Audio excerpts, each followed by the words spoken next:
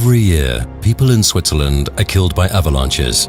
They fall to their deaths, they suffocate, they freeze to death. Many of these accidents could have been avoided.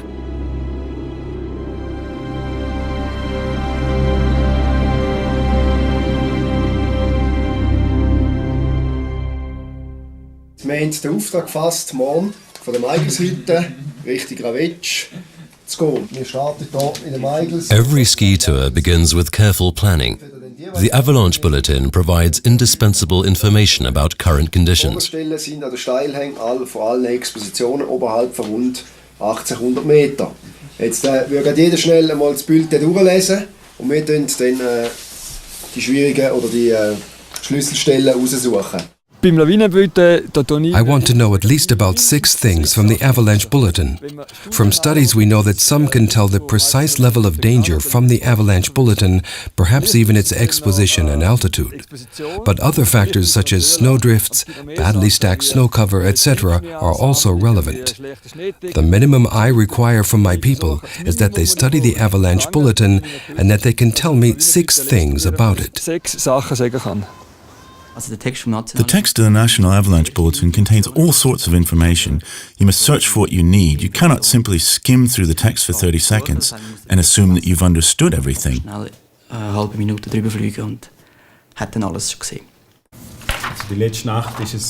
In the winter season, a new bulletin is compiled every day by the Swiss Federal Institute for Snow and Avalanche Research, SLF, in Davos. Sonst ist es jetzt halt wieder ein bisschen ein Mischmasch zwischen mäßig und erheblich und vor allem zwischen trocken und nass. Strictly speaking, the bulletin presents one of 2 situations. One is of increased danger. If the snow is fresh, then things will depend on the computer weather models. If they're correct, things will not be that difficult. If they're wrong, then so is the bulletin.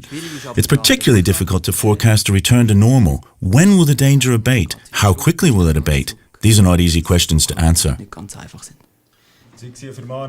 The bulletin is compiled for all regions of the Swiss Alps individually. A lot of data is included: measurements from weather stations, observations, computer weather models. The armed forces also operate a monitoring station in Andermatt, which provides data for the bulletin. But regardless of how much information is available, the Avalanche Bulletin will never provide absolute certainty on how dangerous the situation will really prove. Aber der Gesamtschnee können wir sicher oberhalb 2200 Meter über. The bulletin can provide information at a regional level, about a valley or two that are close to each other, for example, but certainly not about a single slope. Provides only rough information about an area. Über das Gebiet, wie es ungefähr könnte sein. Die ganz Skala, die glauben wir eigentlich nicht. Even though research is making constant progress and the bulletin is improving, it is still a planning instrument that cannot replace professional assessment on the spot. It is better to be imprecise and correct than precise and wrong. That's the way it is. You weigh everything up and things still remain a bit hazy. You can never be completely sure. For instance, searching for the glide layer in the snow cover with a magnifying glass can become quite demanding for leaders and guides too, and not just normal climbers.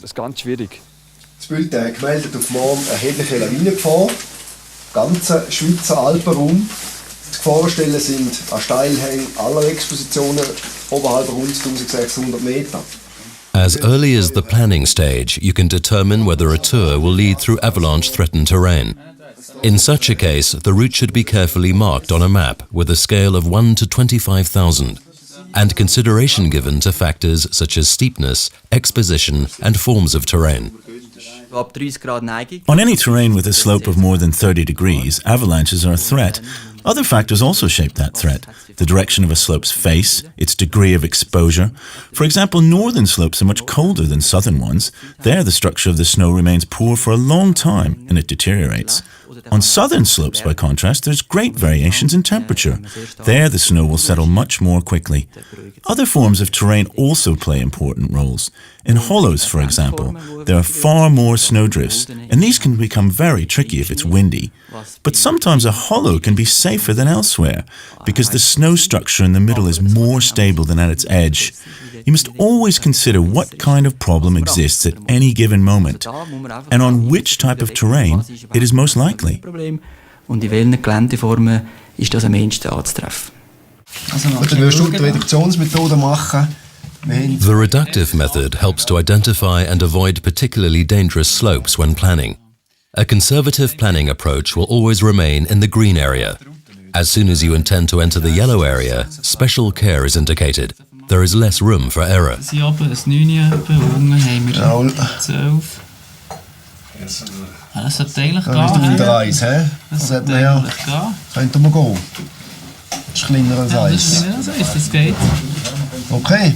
Die Reduktionsmethode ist eigentlich The reductive method is a simple tool to assess risks roughly, as early as the planning stage. It combines the gradient of a slope with the bulletin's danger level, telling you quite accurately how great avalanche risk will be. in welchem Risikobereich dass ich mich bewege. Wir haben hier eine kleine Stelle, die man noch beachten muss. Und zwar hat es hier Stufen drin. Wenn man von unten schaut, auf der linken Seite haben wir ein paar Felsen, wo etwas immer kommen könnte. Und rechts vom Bach ist auch nicht allzu flach. Das müssen wir einfach beachten. Each tour that is planned has to be checked systematically for key points. As far as the avalanche threat is concerned, we are not only interested in the steepest point, but also in those with an unfavorable exposition or altitude. To assess conditions at the key points calmly and safely, it is worth determining decision-making locations. If conditions are worse than expected, alternatives must be integrated into planning. This frees us from having to stick to the original route for lack of alternatives. Every tour has its key point. It is usually the steepest slope or a slope near the ridge. Ideally, you would plan a break at a good distance from this point. Then you can take your time to study the slope. The others are enjoying their break, and I can perhaps move a few meters closer to the slope to see whether I can obtain more information about the slope. I can get away from the group and decide for myself what to do. Return to the group and say, this is why we will cross that slope or not. Absetzen von der Gruppe und kann einmal für mich allein das entscheiden. Und dann zur Gruppe zurückkommen und dann sagen, wir gehen durch den Hang wegen dem und dem oder wir können nicht durch den Hang gehen wegen dem und dem. No tour should be conducted without being fully equipped. Our basic equipment for the winter mountains includes an avalanche spade. Modern spades have a curved scoop and as long a stem as possible with a handle. The avalanche probe makes it easier to locate people buried in the snow and may shorten the rescue time considerably. The avalanche transceiver. These devices vary considerably in their function and handling. It is not important to have the latest devices, but to be able to operate them, especially in stress situations. It is quite difficult for instructors to simulate stress situations. When practicing, you always have enough time, perhaps you get a good or a bad mark. But the human factor, that a friend under the snow might die, that is more difficult to simulate. Prior to every departure, check whether all avalanche casualty search devices are working. Gut, umschalten auf Senden. Gut, umschalten auf Senden.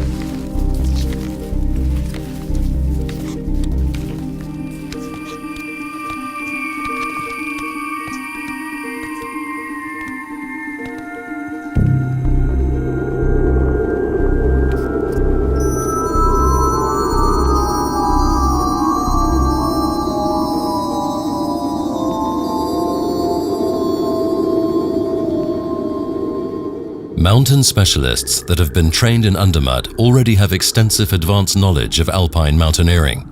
They have done their basic military training as mountain specialists and are assigned to Mountain Specialist Battalion 1.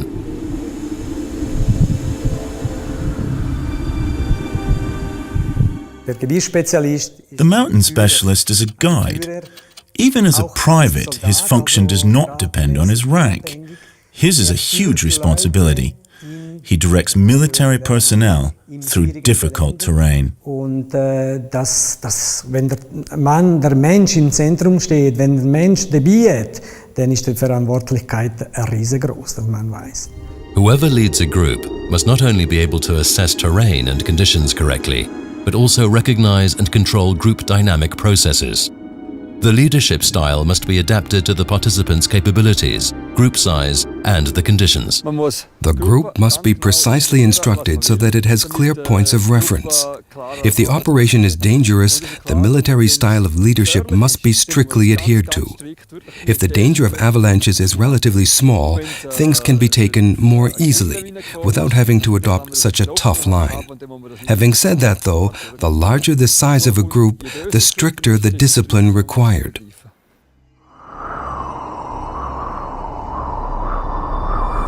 It is important that even the team leader knows his own limits. Experience can be deceptive. Wrong decisions are seldom fatal. This lack of negative consequences can easily lead to carelessness. Jedes Mal, wenn man in ein neues Gebiet geht, Every time I enter a new area, I start from scratch. The less information I have, the hazier my picture of the avalanche threat, the more careful I need to be. The longer I'm in an area, the more information I have, the more familiar I am with the snow, the better I can judge and select one slope over another. My view becomes more focused. More pieces of the avalanche puzzle come together. In a new area, even an experienced guide must begin from scratch. He has practically no information. Und das spielt keine Rolle, was für eine Erfahrung das man hat. Auch ein Erfahrener, wenn er in ein neues Gebiet geht, muss er wieder von vorne anfangen, hat fast keine Informationen und kann dann auch nicht Zeug fahren, die er vielleicht daheim fahren würde. Our patrol is trekking in high winds. Extensive snowdrifts have formed. Conditions could change drastically within a few hours. Wind plays a role in forming snow slabs because it changes the mechanical properties of the snow, giving it board-like qualities. If slabs form on top of weak snow below, we're in trouble. Even if the weather is fine, there can be wind, so within hours the avalanche threat can increase seriously. That isn't always easy to notice. You could easily feel that the weather is fine, so that nothing bad will happen. Once you are underway, you should gain as much information about the avalanche situation as possible, from simple observation to danger signals. Danger signals draw attention to possible threats. The most obvious signals are recent avalanches. These should be taken seriously. And there are other signals. One is the formation of cracks. When moving on skis, a fracture suddenly appears that continues to form a few meters ahead. This is a so-called shooting crack. It indicates that the snow structure may be about to break.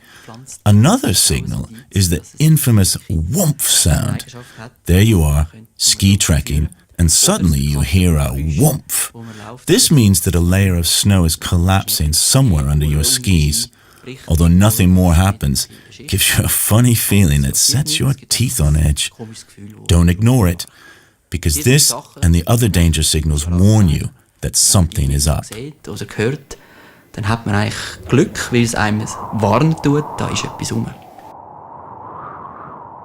Dass man zum Beispiel Rissbildung oder Wundgeräusche kann erzeugen, muss man auch... To generate shooting cracks or whomping sounds, you need to climb in virgin snow, so it's worthwhile occasionally to leave the trail during an ascent to see whether you hear or feel anything. If you follow an existing trail, it's unlikely that you will notice these signals.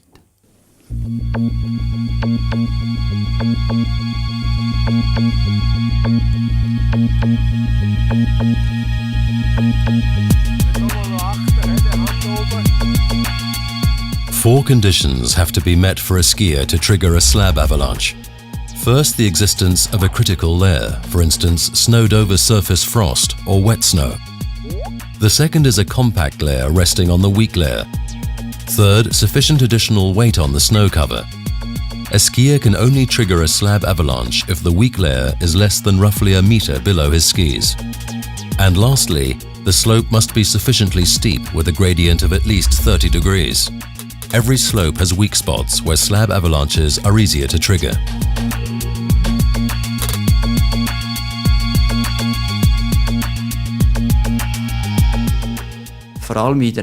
Especially close to rocks or in areas devoid of snow, the weak layers are more likely to surface and thus come closer to your skis. As a result, the skier is able to trigger a fracture which extends into the slope. So when we see the avalanche fracture 3 meters deep, we wonder how is it possible for a skier to cause it? But the avalanche was probably not triggered at that point, but where there was much less snow.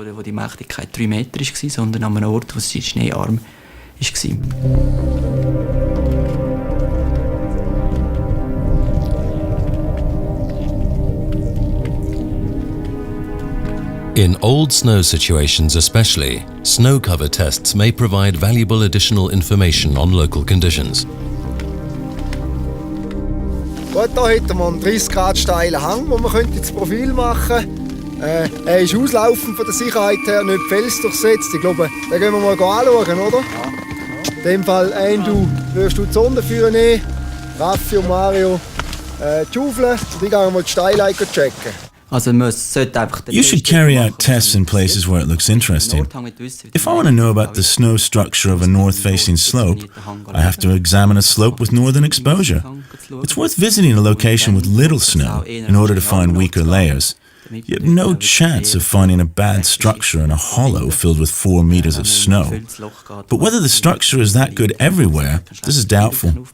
We want to know where it's weak so that we can avoid those spots. Also wir wollen ja doch irgendwie ein bisschen wissen, wo ist es schwach und dass wir dann die Stellen ein bisschen meiden können. The place where we test the snow cover must be somewhere that gives useful results and that is safe. Ich denke, das da. Ja, ja. Ideal, hä? Schauen wir mal nach so zum Stein. Ich glaube es auch, hä? A RAM profile is made with a RAM probe. This provides a continual measurement of the snow's hardness from surface to base. Thin, weak strata, often decisive for the generation of avalanches, are not recognized by the RAM probe. 5 mal auf Höhe 5. Ja. Auf 5 mal 5 auf 12. Ja, ja. First of all, an approximately 3 meter long vertical wall front is dug out. Gut, dann könnt ihr hier graben und das Profil abreinlegen. Before the gliding block test, the snow profile is recorded. Jetzt hier hätten wir eine Schicht. Jawohl, dann wäre hier noch wieder eine. Clear differences in particle size and hardness are clear indications of possible weak points in the snow cover. Neuschnee, Durchmesser 1 mm. After establishing the snow profile, a ditch around 1.5 meters long is dug parallel to the fall line as a first step in the gliding block test. Then the upper end of the snow cover is severed with an avalanche string. Then a man gets onto the block of snow from above with his skis. Annähern, drauf treten. Hebt, Stufe 3, wippen. Hebt, Stufe 4, Sprung von oben.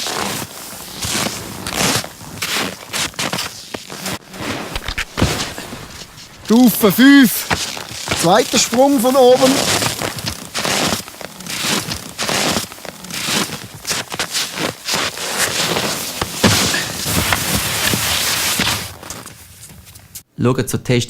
These tests are not the be-all and end-all, but they're one way of obtaining information from the snow cover. If you want to know whether the old snow contains a weak layer, and it's not possible to make any other observations because there are no avalanches, no snowdrifts, and no fresh snow, these methods are helpful. The compression test is far less elaborate than the gliding block test, however also less reliable. The gliding block test is certainly the better test, but it's very elaborate and time-consuming. A cross-country skier won't use it because he hasn't enough time. The compression test can be done fairly quickly. During the break, you can dig at one or two locations. You needn't dig all the way down to the ground, since only the top meters of snow are of interest. Und da kommt man eine Information über die Schneedecke. 7, 8, 9, 10. Noch nicht. Zum Ellbogen. 11. The test can't say whether the slope can be used or not. It's merely one piece of information among many others. Gaining a picture from all this data is not easy.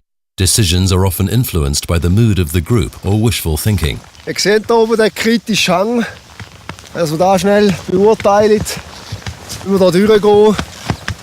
Was habt ihr das Gefühl? Hier hoch, Jost? Ja, da. So bis zum Fischmaul und nachher rausqueren. Und dann meint ich, sollte es gehen. Wishful thinking happens when you wish too hard to advance. You badly want to get to the summit. There's a difficult point that you just want to get past, or you're absolutely committed to reaching a cabin. If you're under such pressure, you might ignore threatening observations, ones that call for retreat. You might look only for signs that favor an advance. Und man sucht nur die Sachen, die einem Nutzen bringen, dass man dann bei der Beurteilung von dem Hang vielleicht eher zu einem Ja-Entscheid kommt. Ich glaube, wenn wir hier schön rausziehen und nachher rausheben, dann sollte es, glaube ich, gehen. He? Ja, packen wir. Gut, gehen wir weiter. He? Der gruppendynamische Prozess. Group dynamics are decisive. The distribution of roles is very important. Are we here as colleagues and make joint decisions, or is someone responsible? A tour guide, a leader, a military specialist? Leaders must not allow the other participants to have much influence on their decisions. Ganz klar, die müssen sich möglichst wenig beeinflussen lassen von den Teilnehmern.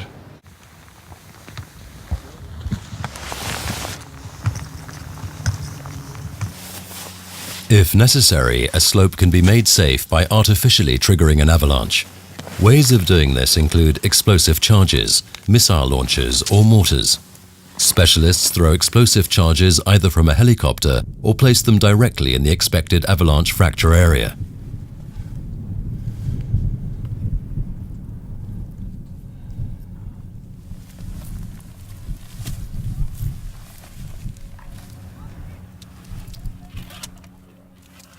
Im militärischen Einsatz. During a military operation, when ordered to redeploy to the other side of a pass, for example, to secure certain terrain sectors, if this is important, in civilian life, ski routes are checked for safety every day when there's been snowfall through the winter. And if there are substantial snowfalls, connecting roads and communities are also made safe.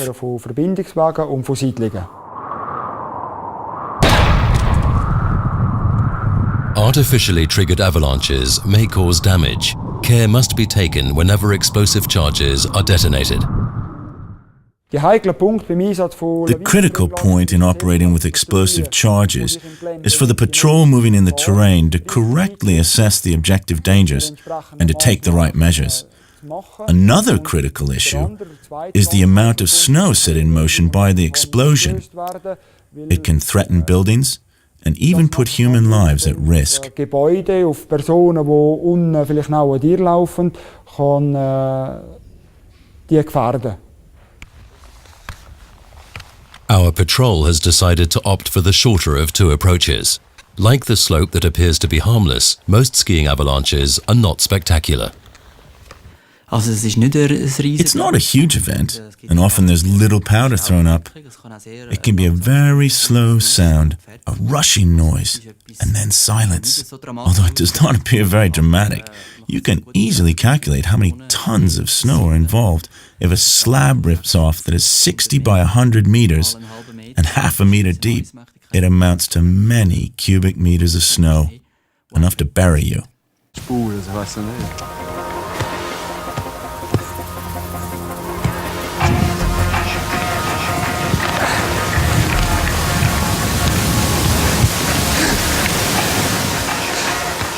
Das Wichtigste ist beobachten. The most important thing is to note the point where the people disappear. Then, go to a safe location where you can wait, gather together the people if they've dispersed, and perhaps start a visual and acoustic search. Where are the people who are still on the surface of the snow so that they can be given assistance at once? Mit Auge und Ohr gerade schauen, wo hat es vielleicht noch Leute, die oben auf sind, dass man dann denen auch gerade gezielt helfen kann. In Lawinensituationen muss man Ruhe bewahren. In avalanche situations, you have to stay calm, which is very difficult to train. There is no alternative but to try to keep calm and concentrate on the essentials. These are completely practical procedures. You follow a nice pattern. Anything else is counterproductive. Alles andere ist kontraproduktiv. Good organization at the site of the accident saves valuable time and ensures the safety of those who have not been buried. Search and rescue in the avalanche cone are a race against time. The survival rate drops rapidly after the first 15 minutes. Although an avalanche can kill you, 92% of avalanche victims are still alive when the snow stops rolling. Air supplies to them may be blocked, so it's extremely important to begin searching for them very quickly. It's also important to raise the alarm immediately so that a rescue helicopter can take flight. If conditions are good, a helicopter with a doctor and paramedics will have arrived already by the time we've dug out the victims.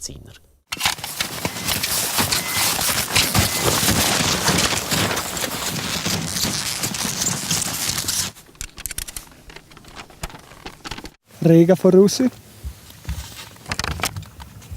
Rega, wer ist Rega über Oberalp-Beck-Kanal? Antworten. Grüezi wohl, das ist Mario Russi. Wir haben in dem Moment im Val Meigels einen Lawinenabgang gehabt. Koordinaten sind 696 200, 161 500. 4 Leute, einer hat es verschüttet. Sollten helfen. Ja, das ist verstanden. Bei Meigels ein Lawinenabgang, 4 Personen, ein Verschüttete. Antworten. Korrekt so.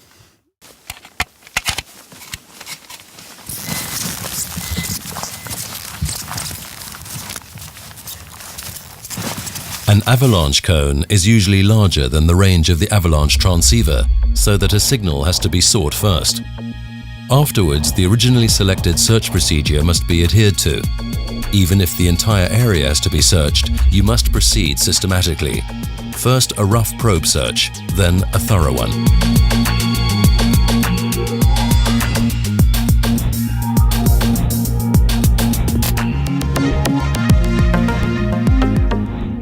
Of course, you search with both hands on the probe. This increases your ability to feel something. You don't just hammer the probe anywhere. You must stay aware that someone could be under you. You should also search gently. If you hit a body, the probe rebounds slightly. If you hit a rock, the probe makes a sound. It is a race against time.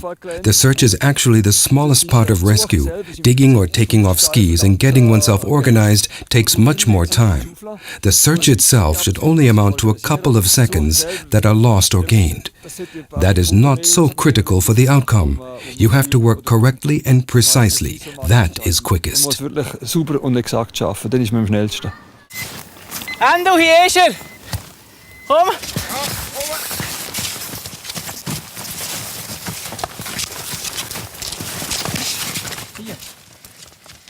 Ah, da ist etwas, das ist gut. Schaufeln. Someone has to take charge of the digging. He has to direct the team and say, no, you mustn't dig there. To succeed, you must dig systematically. But in fact, this never happens in practice. In our courses, we always include this aspect so that people see this is very important. With the electronic devices, we find the victims very quickly. Locating them with dogs is also very fast. We're able to probe and find the buried person, and that's just the beginning. Wir haben auch mit dem Hund, wenn Witterung rauskommt, sehr schnell gefunden. Wir können sondieren, wir haben den Treffer und nachher fängt das Problem an. Systematic digging saves much time and increases the chances of recovering the buried comrade alive. Dann müssen wir mal schauen, und zwar bevor wir an den Kopf kommen. Before we come to the victim's head, we have to dig slowly. If there's a breathing space, we know that he's been breathing. We also know how long he's been buried. We're on the spot, we know he was breathing just a moment ago, and although he no longer has a pulse, we will be able to revive him. He will recover. Puls hat, dass man ihn können eigentlich ohne Schädigungen reanimieren, dass er wieder käme. Ah, die haben wir schon.